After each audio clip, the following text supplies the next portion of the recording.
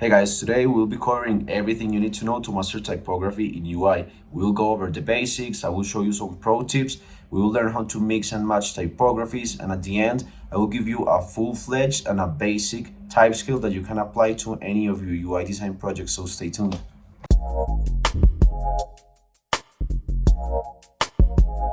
Okay guys, so let's get started. For this video, I'm gonna try something different. I wanna kind of make it a more fast-paced video, so I'm gonna cover everything, meaning I'm gonna still deliver everything you need to know, but I wanna try to make it as concise as possible, like editing the video and leaving only what is the most essential, because that's the way I like videos to be, so not waste my time. So that's what I want to try with you today. So let's go. I'm going to try to cover the basics first. As you know, typography is a pretty complex subject, but I'm sure we can make it as simple as possible for you guys to make a very good use of typography inside UI without you needing to become like a expert on it. So let's get going with the basics and some terminology. The first concept is baseline, which is an invisible line where your text rests. The X height is literally the height of the lowercase x on your typeface, is where most of the visual weight of your typeface rests. Ascenders and descenders are the upward and downward vertical strokes that go beyond that X height that we just defined. The weight of your font is the relative thickness of its stroke. The letter spacing or tracking is the uniform space that separates each of the characters. This is defined by default on your typography, but most design softwares will let you adjust it. This is not to be confused with kerning, because kerning is the actual process of manually adjusting the space between two characters, while tracking defines a uniform spacing across all characters. Kerning is something that's going to be more usually done in logo design or poster design, where you have a big piece of text which takes most of the attention from the composition. In UI design, you most likely will be using tracking. The line length is given by the number of characters a body of text has on each line. The recommended practice is to have between 40 and 60 characters. This is so it's easier to read for the user, but in the case of articles or bodies of text that need a higher character count, you should increase the line height to improve readability. The line height or leading is the distance between two baselines in a block of text. It should be proportional to the type size, and you can take a screenshot of this if you want to come back to any of the concepts later. Then you have the case. Uppercase is where every character is capitalized. Lowercase is where no letter is capitalized. Sentence case is where only the first letter of the first word in a sentence is capitalized. And title case is where the first letter of each word is capitalized. I wanted to go over these four because they are all pretty common in UI design. You're gonna frequently see buttons be uppercase or maybe title case, in some cases just sentence case. I usually only use uppercase for things like eyebrows or maybe sometimes a button. Next, we have the type classifications. First, we have serif, which are typefaces with decorative terminations at the end of the stroke of each of the characters. This was originally created to make the characters more identifiable and recognizable. Next, we have the sans serif, sans meaning without in French. So these are the typefaces which do not have the decorative termination at the end of the strokes. Sans serifs used to be the norm in UI design because the terminations of the serif were not very easy to read with the resolution of older screens, but now all the screens have a pretty good resolution, so they look as good as the sans serifs. The handwriting or script typefaces try to resemble natural handwriting. They can be pretty formal or informal. They should only be used in headlines, bigger text, or for decorative purposes. And that leads me to the final category, which are display typefaces. This is basically a miscellaneous category because a lot of very different typefaces fit in here. The only thing that probably unites them is that they are not suitable for small uses, so you shouldn't be using a display font ever in a body text or very long blocks of text. These are more utilized for decorative purposes or for very big chunks of text. Now let's jump into some pro tips to really improve your use of typography.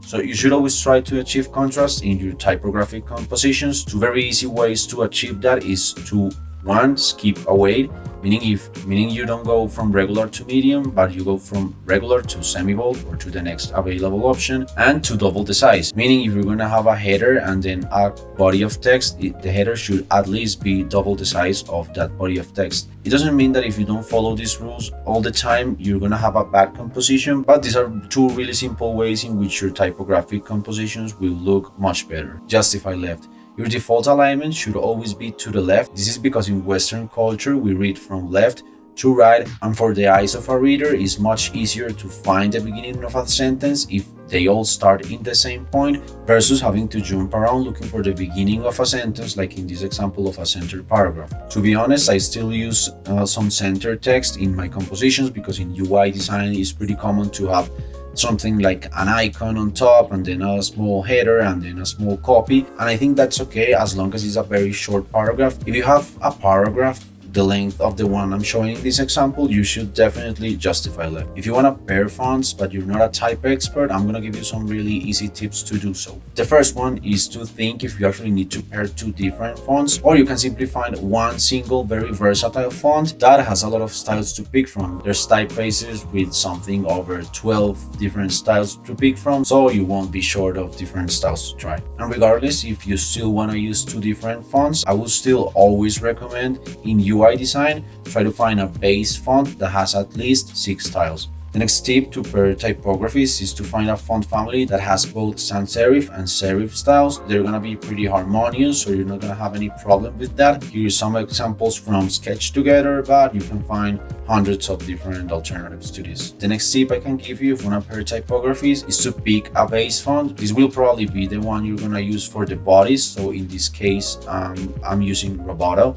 And what you're gonna do is type in Google good font pairings for and the font you want to use, in this case good font pairings for Roboto, and in some websites like Typewolf you can visualize your font being paired with other fonts and you can check some examples of it. And finally, if you want to do the pairings yourself, you can pair them by contrast, which is a bit more beginner friendly. In the first example you can see two typographies being paired because they have very different width, and in the next one you can see two being paired because they are different classifications. So in this case you're going by contrast, and contrast is much easier to achieve than the next one, which is pair by similarity. This will require a bit more practice from you, but you can also do it. In the first example, the typographies are paired because they have similar curves and letter forms, and in the next one they have similar X height and weight. What you should try to avoid when pairing by similarity is you don't want to give the cognitive load to the user where they're trying to decipher if these two fonts are actually the same or they just look very similar. You shouldn't be pairing fonts that look very similar but are not, because that's going to create some dissonance on the user's mind. You should be pairing things like curves, letter forms, similar X height or weight, but not just grabbing two typographies that look the same, because that's gonna look very weird. Okay guys, so now I want to show you an example of a type scale, which is the categorization and specifications of how you're gonna use typography inside of your design system. I always base mine on the distribution that Material Design by Google has. I think it's a very versatile type scale, and if it needs some customization, I would just make it depending on what each project demands. This first example, I'm calling it the full type scale. This is for maybe custom software or a very robust website, and I'm going to show you, and after this I'm going to show you more essentials or basic type scale for smaller projects. So in this first one, you're going to see I used space grotesque for all of my headings. You can see I alternated between regular and bold for the use of those headings, and in the bigger examples like heading 1, 2, 3, I reduced the letter spacing by 5%, just because in these bigger sizes that typography tends to give the illusion of it being too spread apart, so I just like to bring it closer a bit. But you can see in heading 4, 5 and 6 I left the letter spacing at 0%. Then for the rest of my font styles I went with Avenir. You can see I went for 2 sans serifs, but you can see there are very different one from another, so I'm not gonna have the user kind of trying to guess if it's one or if it's the other, you can easily distinguish one from the other, which works pretty good with the contrast we're trying to achieve. Okay, for my subtitles, I went for one in regular and one in heavy. For my heavy typography, I spread it apart a bit because it was getting a bit smaller and more bold, so I wanted for it to be more readable. Remember, this is used for the subtitles.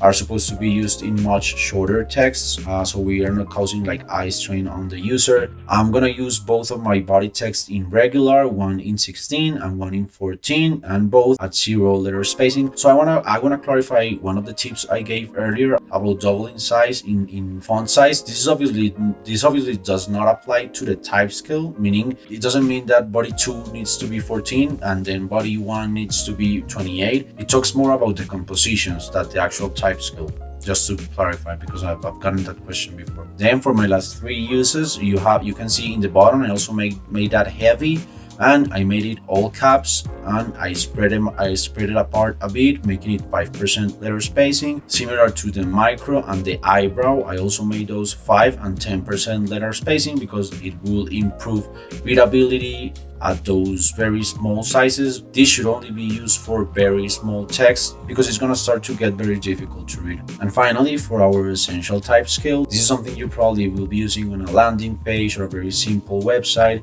but it should be enough. Feel free to add to it whatever you think is missing or to remove unneeded things. In here, I reduced the number of headings to 4. I only included heading 1, 2, 3, and 4. I kept only one subtitle, but the rest is pretty similar to our first one, having body 1, body 2, our bottom text style, and finally our micro. I'm gonna put a link in the description for both of these type skills if you just wanna grab those. And that's it, guys. Let me know what you think of these videos where I try to deliver the information in a bit more concise way. Hit the like button if you got some value out of this, and subscribe if you wanna keep up with the channel, and see you in the next one.